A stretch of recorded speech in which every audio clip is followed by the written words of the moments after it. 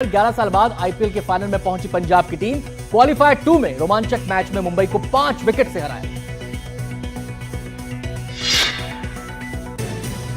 मुंबई ने पहले बल्लेबाजी करते हुए पंजाब को 204 रनों का लक्ष्य दिया था। पंजाब ने 19 ओवर में 5 विकेट गंवाकर उसे हासिल कर लिया। पंजाब की तरफ से मैच के हीरो रहे कप्तान श्रेयस अय्यर। श्रेयस ने 41 गेंदों पर नाबाद 87 रन की पारी की। मुंबई की तरफ से तिलक वर्मा और सूर्य कुमार यादव ने अच्छा प्रदर्शन किया। तिलक वर्मा ने 29 गेंदों में 44 और सूर्य कुमार यादव ने 26 गेंदों में 44 रन बनाए। पंजाब के खिलाफ बुमराह का जादू नहीं चल पाया। जसप्रीत बुमराह ने 4 ओवर में 40 रन दिए और एक भी विकेट नहीं ले पाए। अहमदाबाद में मैच में बारिश ने रुकावट भी पैदा की। मैच तय समय पर न होकर 9:45 पर शुरू हुआ। पंजाब 18 साल में दूसरी बार फाइनल में पहुंची है। इससे पहले पंजाब 2014 में लीग के फाइनल में पहुंची थी। फाइनल में पंजाब का सामना बेंगलुरु से होने वाला है। पंजाब बेंगलुरु से क्वालीफायर 1 की हार का बदला लेने के लिए फाइनल में उतरेगी। फाइनल मुकाबला 3 जून को होगा। यह मुकाबला अहमदाबाद के नरेंद्र मोदी स्टेडियम में खेला जाएगा। पंजाब और बेंगलुरु दोनों ही टीमें अब तक खिताब नहीं जीत पाई और इस बार लीग का एक नया चैंपियन बनने जा रहा है। World chess champion D Gukesh ने नॉर्वे चेस टूर्नामेंट में मैग्नस कार्लसन को हराया। अपने चेस करियर में पहली बार कार्लसन को दी मात। यूक्रेन ने रूस पर अब तक का सबसे बड़ा ड्रोन हमला किया है। हमले में यूक्रेन ने रूस के 4 एयरबेस को निशाना बनाया। यूक्रेन ने रूस के 40 लड़ाकू विमानों को तबाह करने का दावा किया है। दावे के मुताबिक इसमें A-50, Tu-95 और Tu-22 जैसे स्ट्रेटेजिक बॉम्बर्स तबाह हो गए। रिपोर्ट्स के मुताबिक यूक्रेन की सुरक्षा एजेंसी SBU ने इस हमले को अंजाम दिया है, जिसमें FPV ड्रोन्स का इस्तेमाल किया गया। शुरुआती अनुमानों के मुताबिक नुकसान की लागत $2 बिलियन रही। रूस ने भी यूक्रेन के हमले की पुष्टि की। रूस ने माना कि बड़े पैमाने पर ड्रोन हमले के बाद उसके कई मिलिट्री एयरक्राफ्ट पर आग लगी। हमले के बाद राष्ट्रपति जेलेंस्की ने यूक्रेन की सुरक्षा सेवा के प्रमुख वासिल माल्युक से मुलाकात की। सोशल मीडिया प्लेटफॉर्म पर साझा की है तस्वीरें। 2 अमेरिकी सीनेटर्स लिंडसे ग्राहम और रिचर्ड ब्लूमेंथल ने कहा है कि रूसी राष्ट्रपति पुतिन नए सैन्य हमलों से शांति की राह में रोड़ा अटका रहे हैं। उन्होंने कहा कि अमेरिकी कांग्रेस और यूरोपीय सरकारों के पास कार्रवाई करने के लिए सिर्फ 2 हफ्ते हैं। इजरायल ने अरब अधिकारियों को वेस्ट बैंक जाने से रोक दिया है। सऊदी विदेश मंत्री ने कहा है कि इससे साफ होता है कि इजरायल सिर्फ हिंसा चाहता है।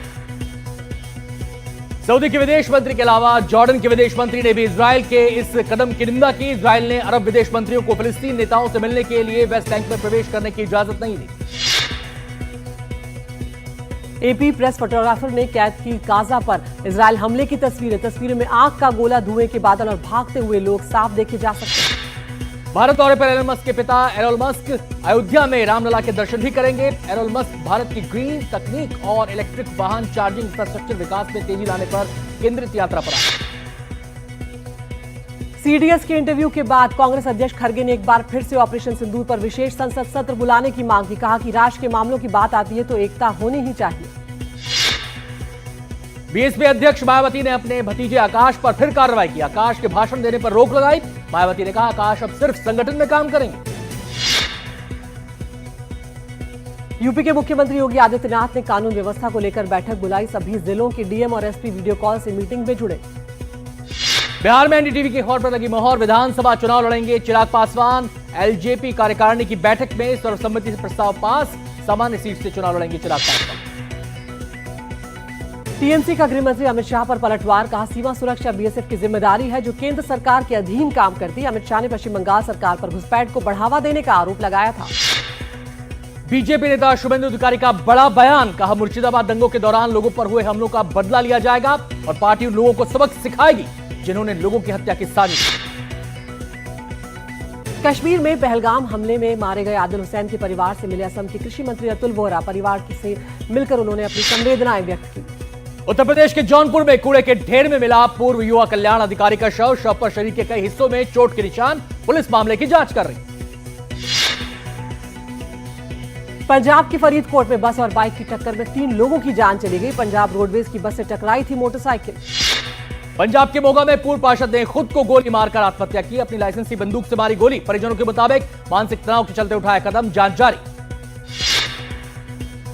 अमृतसर में आतंकवाद और जबरन वसूली के मॉड्यूल का भांडाफोड़। पुलिस ने 2 लोगों को किया गिरफ्तार। ये मॉड्यूल पाकिस्तान की आईएसआई समर्थित बब्बर खालसा इंटरनेशनल के एक सदस्य से जुड़ा हुआ था। भोपाल में रेलवे अस्पताल में मुख्य चिकित्सा अधीक्षक और चीफ ऑफिस सुपरिटेंडेंट के बीच हाथापाई। सीसीटीवी में कैद हुई तस्वीर। दोनों ने थाने में दर्ज कराई एफआईआर। ग्वालियर में 2 अज्ञात चोरों ने घर के बाहर से की बुलेट चोरी। सीसीटीवी में कैद हुई घटना। सीसीटीवी के आधार पर जांच में जुटी है पुलिस। सीहोर में बस लेट होने से नाराज युवकों ने की बस स्टाफ से मारपीट। पुलिस ने 3 युवकों के खिलाफ मामला दर्ज किया। मारपीट का वीडियो वायरल है। मध्य प्रदेश के सीधी में विधवा महिला और बेटी पर हमला हुआ। 1 दर्जन नकाबपोश बदमाशों ने बरसाई लाठियां। जमीनी विवाद बताया जा रहा है कारण। बेंगलुरु में बस ड्राइवर ने जानबूझकर मारी महिला को टक्कर। बाल बाल बची महिला। महिला की कार पर टक्कर लगने से हुआ था विवाद। मामला दर्ज कर कार्रवाई शुरू हो गई। पूर्वोत्तर के राज्यों में लगातार बारिश से भूस्खलन से हाहाकार मचा हुआ है। बाढ़ और बारिश से जुड़ी आपदाओं की चपेट में आकर अब से 34 से ज्यादा लोगों की अब तक जान जा चुकी है।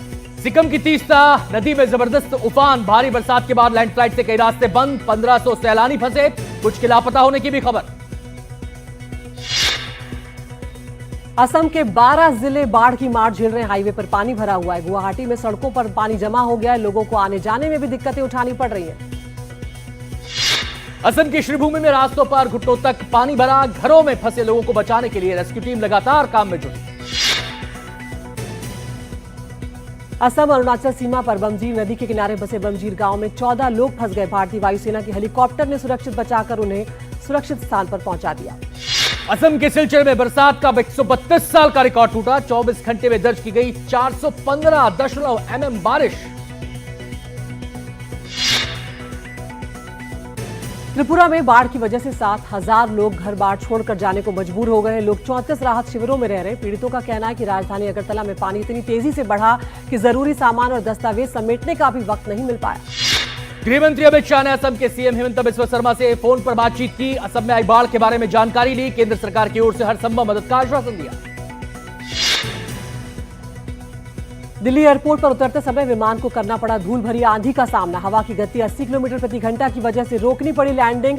बाद में विमान को सुरक्षित लैंड करवा लिया गया।